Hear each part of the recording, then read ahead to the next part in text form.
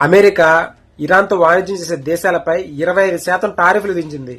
దీనితో భారత్, ఇరాన్ మధ్య జరిగే ఎగుమతులు దిగుమతులు సమతుల్యత కోల్పోయి రేట్లు అధికంగా పెరిగే అవకాశం ఎక్కువ ఉంది. భారత్ ఇరాన్తో కొన్ని వేల కోట్ల వాణిజ్యం చేస్తుంది.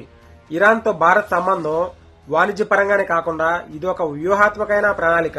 ప్రతి ఏటా భారత్ ఇరాన్కి 10,720 కోట్ల ఎగుమతి చేస్తాం.